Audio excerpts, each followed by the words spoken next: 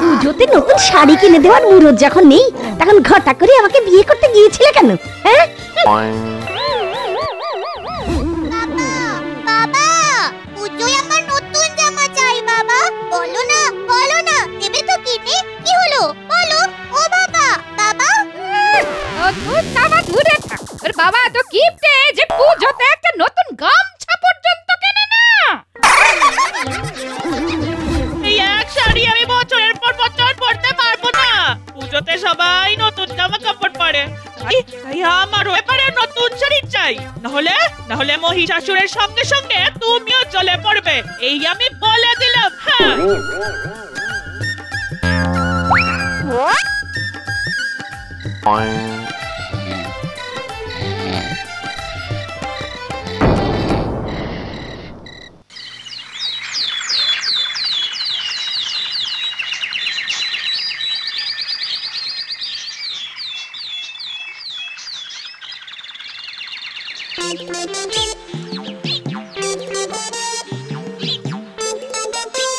ওই তো অনন্তরাম এসেছে। ও ভাই অনন্তরাম, একবার এদিকে এসো, এদিকে এসো। কি ব্যাপার চাষি ভাইরা, আজ তোমরা মাঠে চাষ না করে এখানে বসে গল্প করছো যে? গপ্প নয় ভাই, বিপদ থেকে বেরিয়ে আসার উপায় খুঁজতেছি। সে কি, কিসের বিপদ? বিপদের নাম বউ। হ্যাঁ হ্যাঁ, ওর থেকে বড় বিপদ এই দুনিয়ায় আর দুটো নেই। ঠিক বলেছিস, ঠিক বলেছিস। ও কাল রাতে বউ আমাকে এত অপমান করেছে যে এখনো পুরোটা হজম হয়নি। বলে কিনা আমার নাকি নতুন শাড়ি কিনে দেওয়ার মুরদ নেই। ওদিকে তো আমার বউয়ের থেকে এক কাঠি উপরে আমার মেয়ে, তার আবার পুজোয় নতুন জামা চাই, না কিনে দিলে কেঁদে মাঠ ভাসিয়ে দেবে। আর আমার বউ বলে কিনা পুজোতে নতুন শাড়ি কিনে না দিলে মহিষাসুরের সঙ্গে আমাকেও বিসর্জন দেবে। বুঝেছি, তা এসব তো আমাদের সংসারে গপ্প, সমস্যাটা কোথায়? আমাদের কাছে নতুন জামা কাপড় কেনার পয়সা নেই ভাই। সংসারের হাজার একটা ঝামেলা, এই জন্যই তো আমি বিয়ে করিনি, একা মানুষ সুখে আছি। তোমার সংসারে যখন টাকা পয়সার ঝামেলা নেই, তখন আমাদের কিছু করে পয়সা আর দাও না ভাই। পুজো মিটে গেলে ফেরত দিয়ে দেবো। না, অন্তরা আমার নেড়া, একবারই বেলতলায় যায়। আমি আগেও তোমাদের টাকা ধার দিয়েছি, না নির্দিষ্ট সময় ফেরত দেবো বলেও দাওনি। আমাকে ক্ষমা করো ভাই, যাই, অনেক বেলা হলো, এবার কাজে লেগে পড়ি। চলি ভাইরা। দেখলি কেমন আমাদের মুখের উপর ঝামার ঘষা দিয়ে চলে গেল। আমাদের মধ্যে একমাত্র এই অনন্তরা আমি সুখে আছে। ওর না আছে সংসার, না আছে বউ। হ্যাঁ, তাই তোর কোনো চিন্তাই নেই। তাহলে আমাদের কে কাঁধার দিবি নে, উল্টে দু কথা শুনিয়ে চলে যাবি? এ তো হতে পারে না। ঠিক বলেছিস। দাঁড়া, অনন্তরামকে দেখাচ্ছি মজা। কি করবি শুনি? শোন তবে।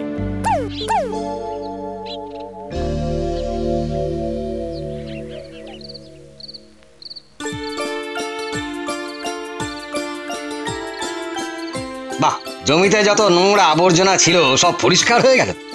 কাল থেকেই জমিতে লাঙল দেওয়ার কাজ শুরু করে দেবো।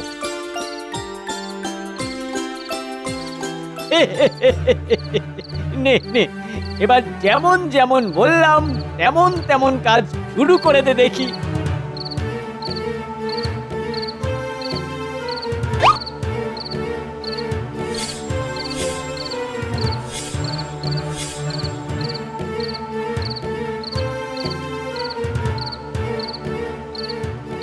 সকালে না লাঙল দিতে এসে অনন্তরামের মুখটা কেমন দেখতে হবে সেটা দেখার জন্যই তো আমার দুটো একেবারে ছটফট করছে।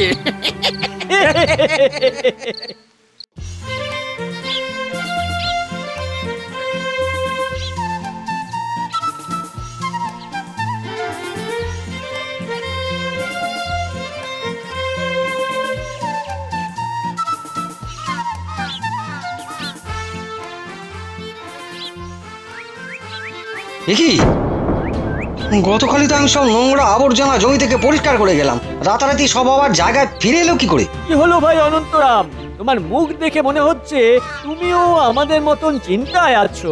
ধুর, অনন্তরামের আবার চিন্তা কিসে? ও তো কোনো সংসারই নেই। সংসার নেই তো কি হয়েছে, চাষের জমি তো আছে।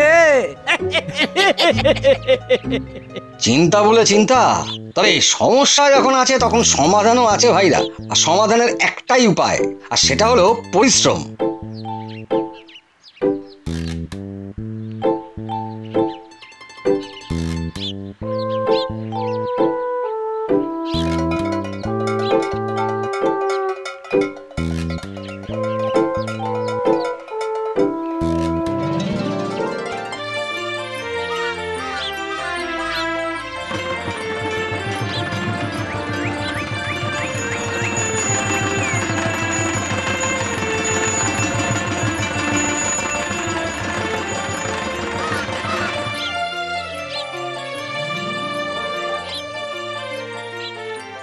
দেখছিস অনন্তরামের জমির ধান কেমন পাকতে শুরু করেছে?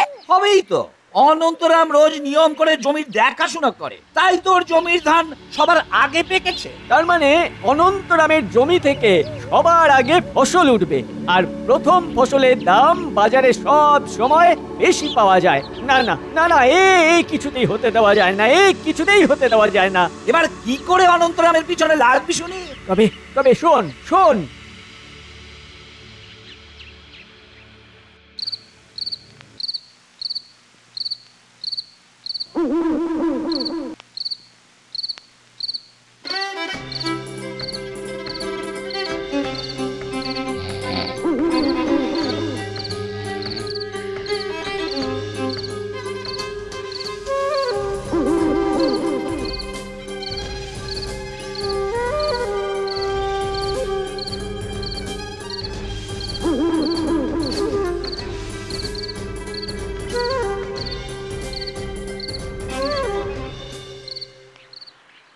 হায় হায় হায় হায়, এ আমার কি সর্বনাশ হয়ে গেল!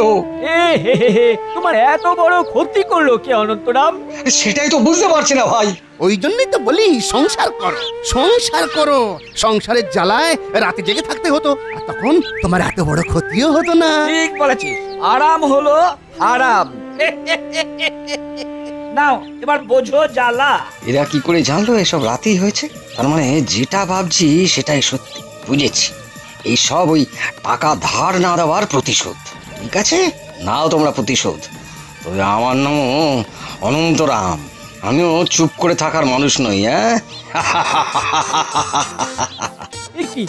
কি অনন্তরাম পাগল হয়ে গেল নাকি? তাই তো মনে হচ্ছে।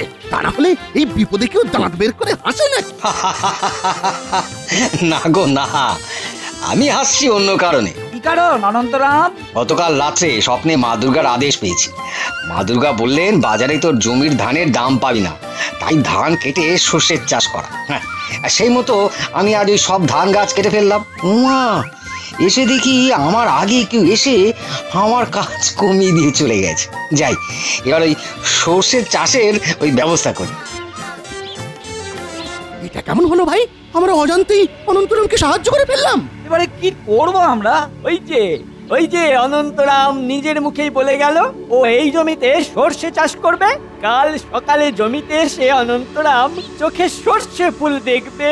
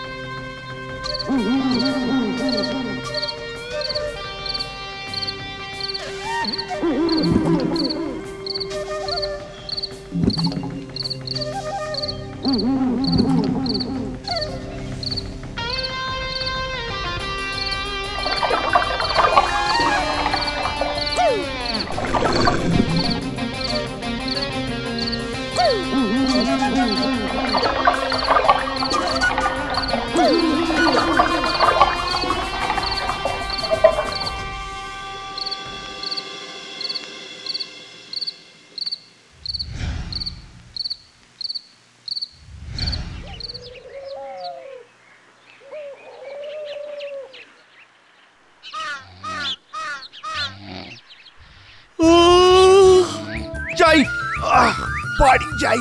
বাড়ি পরে যাবি, আগে ওদিকে তাকিয়ে কাণ্ডটা দেখ।